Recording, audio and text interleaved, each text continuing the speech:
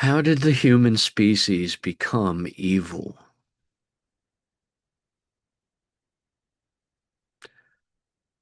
Civilization. After the Younger Dryas era ending event, whether this is attributed to the impact of 7 fragments of a comet, as in esoteric Masonic histories, or as due to a massive Carrington Event type solar flare excursion, as in modern theories regarding ancient petroglyphs,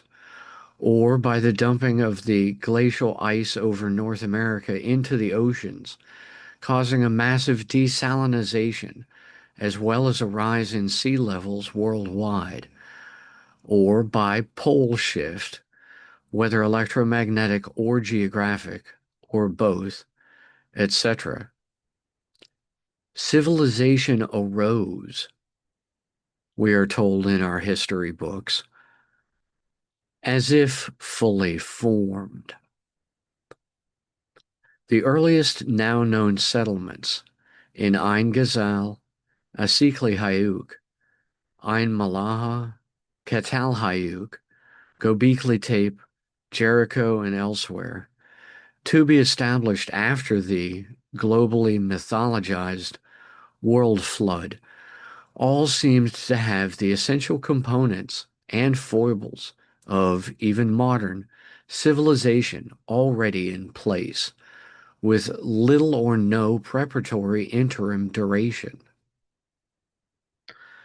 By the time the late Samaran culture gave rise to the earliest city-states of all the core elements of civilization were already there,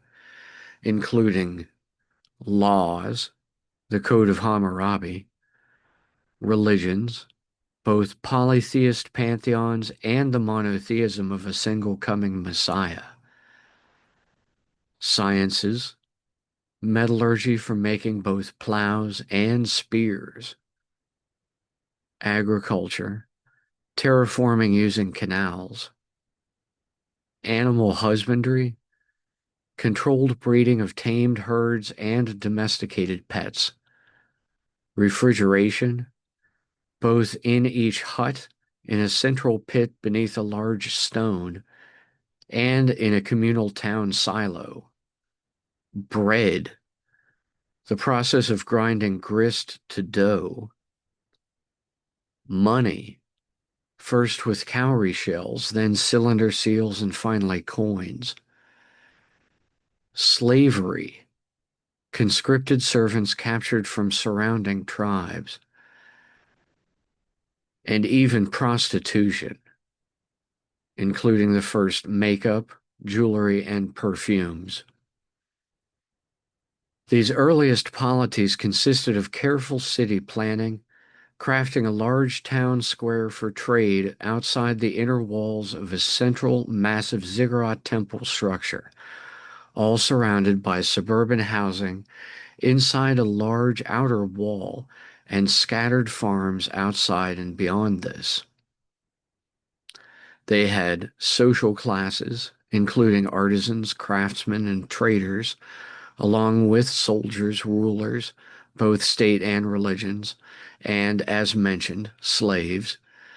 They had the wheel for carts and for pottery spinning, and they invented alphabets and the original written languages.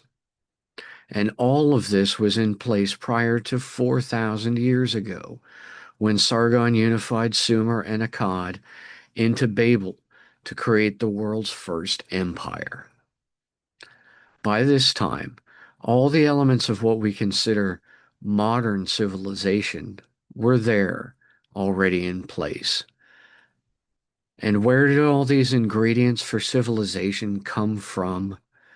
Where did we learn them? Who taught us all this? According to the ancient Sumerians, the Apkallu were fish-headed men who emerged from the Persian Gulf to teach mankind the tools for cultivating civilization. Also called the Abgal, these 7 sages often appeared with bird heads and wings and in some cases were said to have brought their arts and teachings down from the sky above. By the Gnostic era of Second Temple Judea, 2,000 years ago, the Essenes of Qumran included in their version of the canonized Torah the later left apocryphal Book of Enoch that describes the Sumerian pantheon by its later name, the Anunnaki, referring to them as underworld judges, and considers them equivalent to the sons of God from Genesis 6:2 and 6:4, who came in unto the daughters of men and bare children with them. In the book of Enoch, it states quite specifically which of these fallen rebel angels taught mankind which skill and craft of civilization, from making medicines from plants to reading astrology, down to the name of the Grigori who taught mankind the art of making mascara. It was for these fallen rebel angels, committing the sin of breeding hybrid giants with human women, and for their giving mankind the arts and crafts of civilization that, according to Genesis 7:10, the waters of the flood befell the earth. So it is said now that it was because of Noah, as it was said in Babylon to be because of Utnapishtim, and in Sumer because of Ziusudra, that Homo sapiens, following the younger Dryas era ending event, the so-called world flood, so rapidly redeveloped agriculture and the essentials of civilization, such as the moral of Noah's drunkenness described in Genesis 9:21, that it was he who brought back the cultivation of grapevines to make intoxicating wine immediately after surviving the flood.